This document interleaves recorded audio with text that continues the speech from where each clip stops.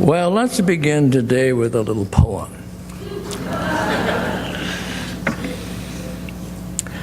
The fact of the matter is, life does not always fall into thoughtful, evocative, profound lines. Lines that can be organized into poetic couplets of insight and wisdom. And today is one of those times. It's become somewhat expected, if not particularly welcome, to begin my sermons with a poem. And so far, it's been a surefire pattern of attracting your attention before your minds begin to wander and roam. Now, the title of this morning's message is perhaps one that has never before been tried. But the title of a sermon, like the handle on a bucket, has nothing to do with what's found inside. I did, however, remember a passage of Scripture that seemed to speak directly to this situation. To those who may ultimately disagree, I can always reply, well, that's simply a matter of interpretation. It's been about a year and a half now since I was privileged to stand in this holy place. And during that time, a lot has happened, both good and bad. But we're still here because of God's amazing grace. At the dinner table of my childhood, my dad would sometimes say, "Take all you want, but eat all you take."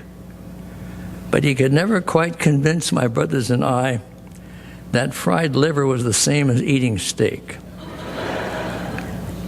At that kitchen table, we would hear now and then, "Come, Lord Jesus, and be our guest."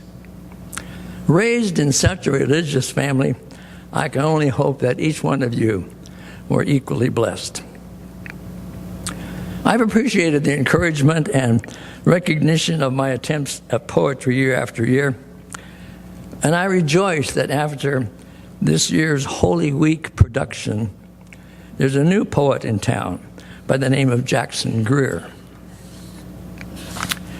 Well, as fun as this is, we must move on and try to get a sermon together, something that will come close to making sense.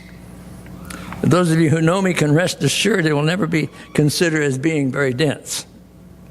In fact, if you're feeling today like you have inadvertently stumbled into some sort of a sitcom, be sure to come back in 2 weeks to be informed and enlightened by the Reverend Don Whitcomb.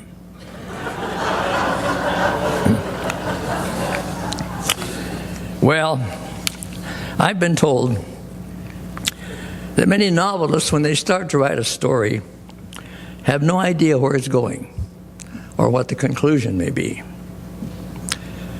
I've never written a novel, so I can't be sure of the accuracy of that statement. But I have written a lot of sermons. I know that's often the case, like today. I had this idea rattling around in my head for several weeks about living on leftovers, but I didn't know what to do with it. So I sat down and just started writing. No idea where it might go. I did, however, think of a biblical passage that talked about leftovers, and that's the story that Dale read for us. It is known as the feeding of the 5,000. And it's familiar enough that we don't need to really go over it again. I was raised on Bible stories like that. I had no trouble with them because my parents didn't either.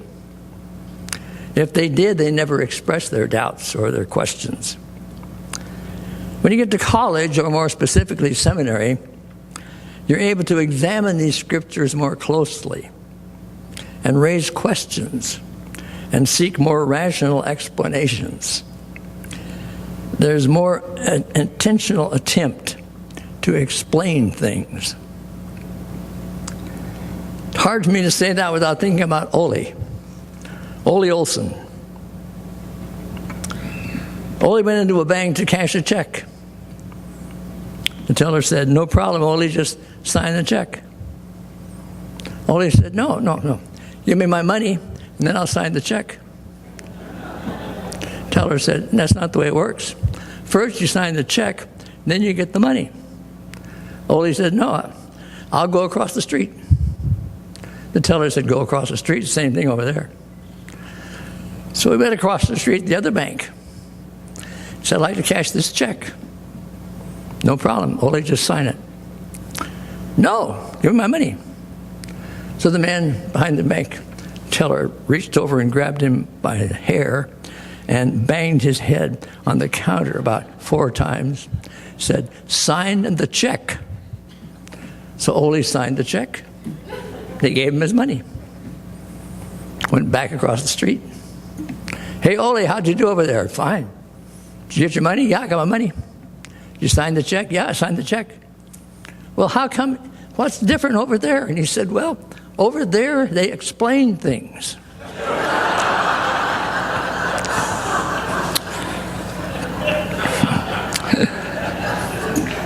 That's kind of the way you feel in seminary sometimes. Everything needs to be explained. You take this story about the feeding of the 5,000. Who's counting? A big crowd sitting on a hillside, a grassy hillside, no amplification, no bullhorn, nothing. How are they going to hear him? 5 loaves and 2 fish. A really big fish. And 12 baskets full left over. Again, who's counting and where do they get the baskets?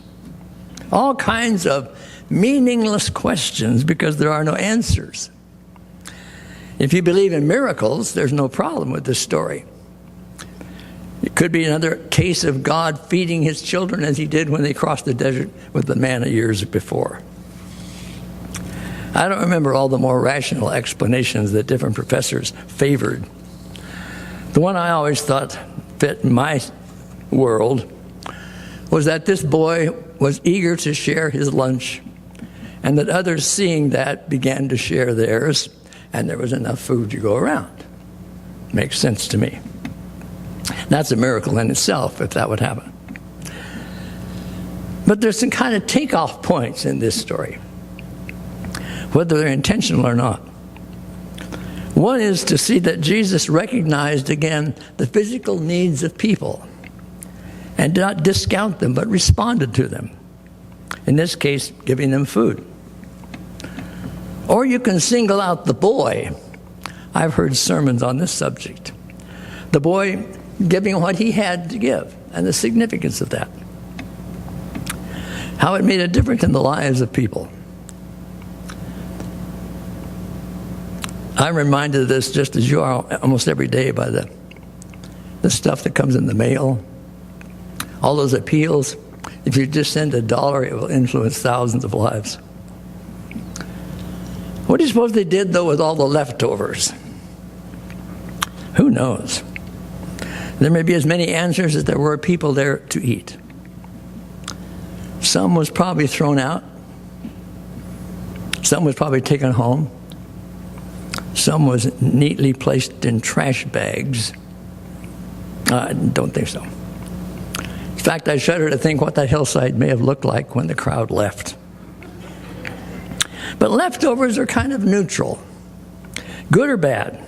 Depends on how you use them. Sometimes they become leftovers by design. Sometimes by accident. You never intended to cook so much. You never knew that the order would be that big. And there it is. And now what? Do you leave your food on the plate and try not to feel guilty about all the starving children in the world?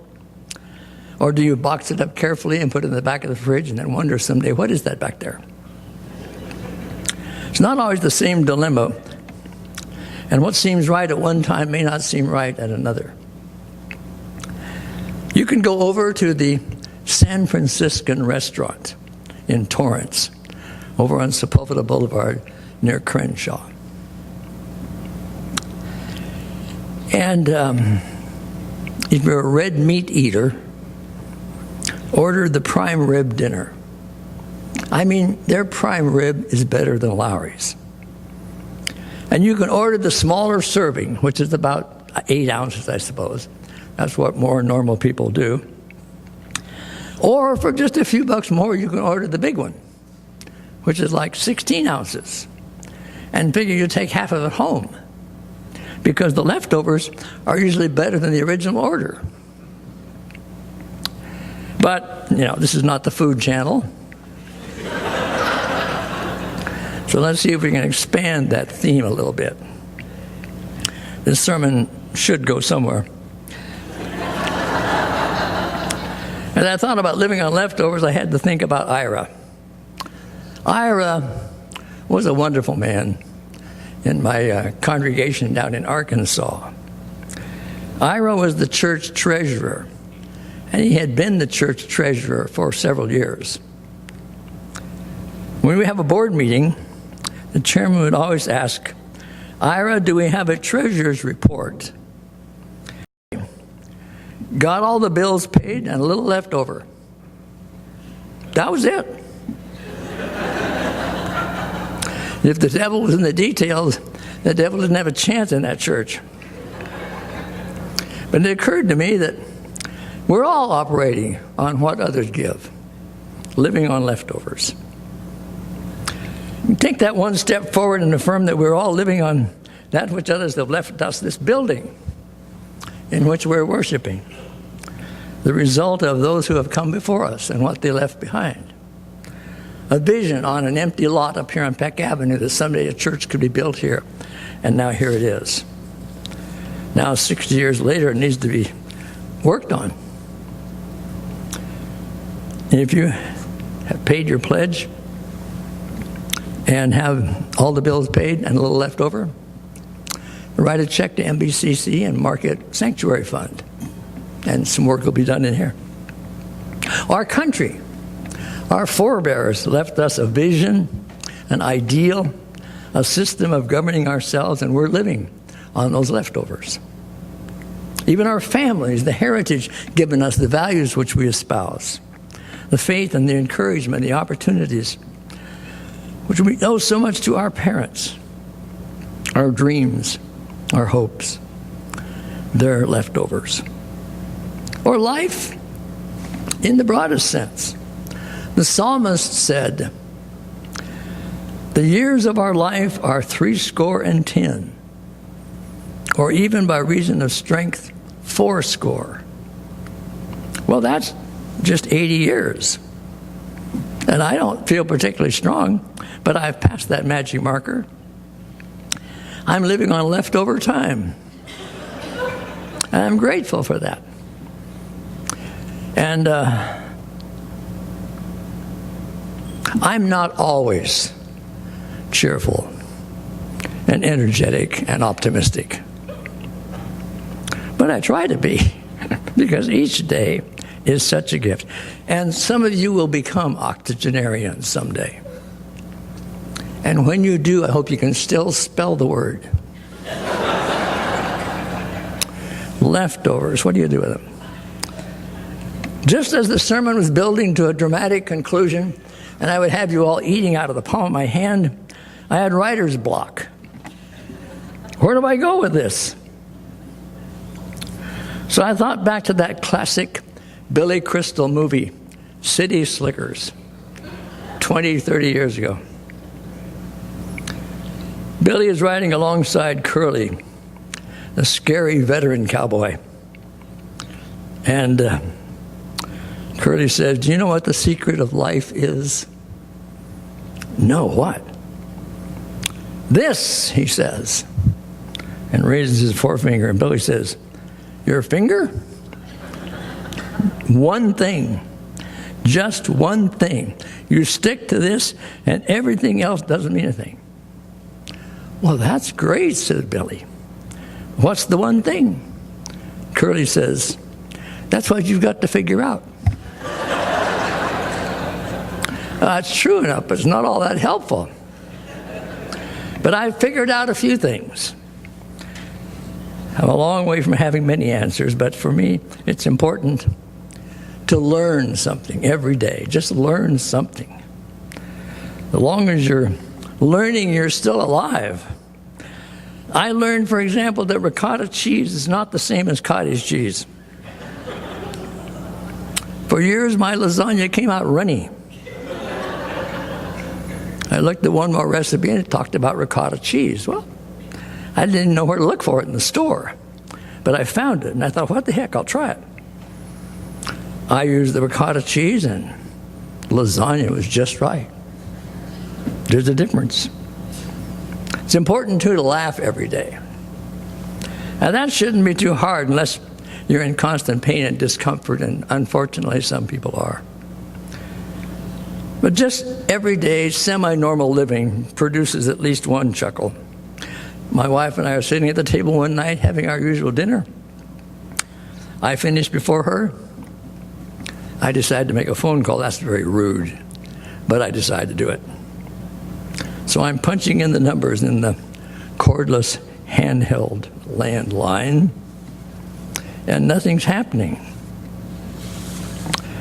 I finally say, I'm losing it altogether. I can't even find the number to push to make the call.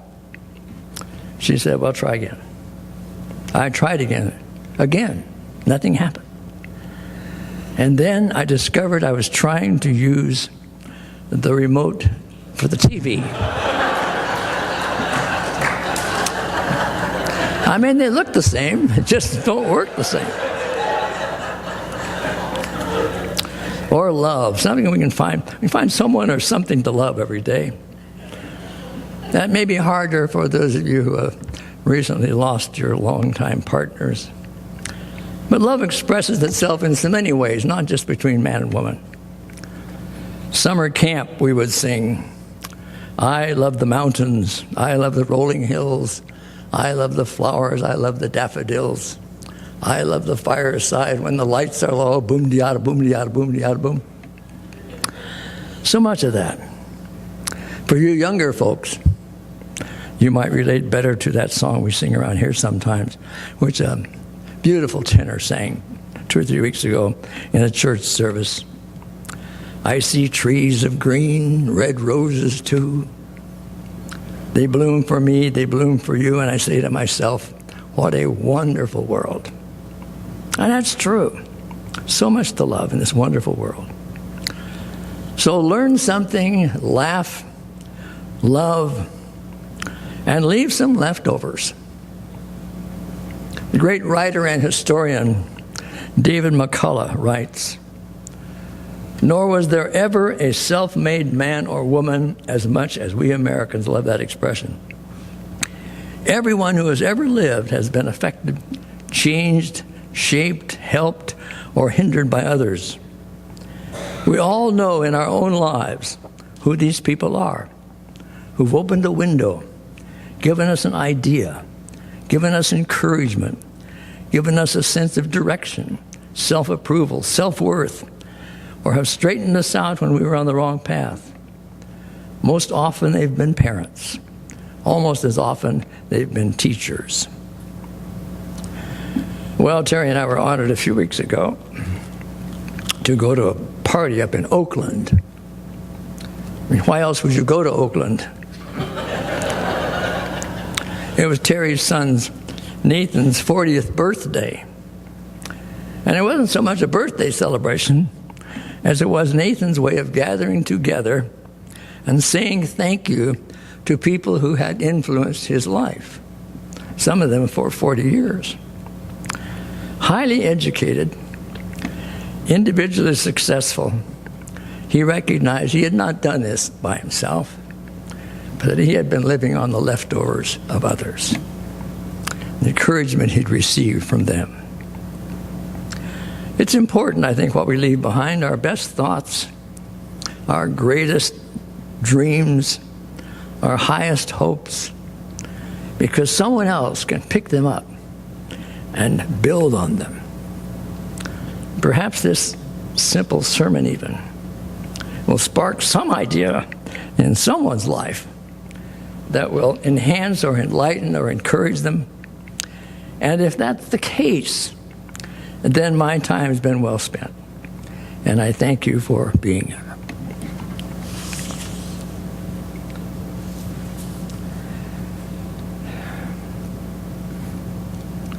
And with that, we call on Matthew.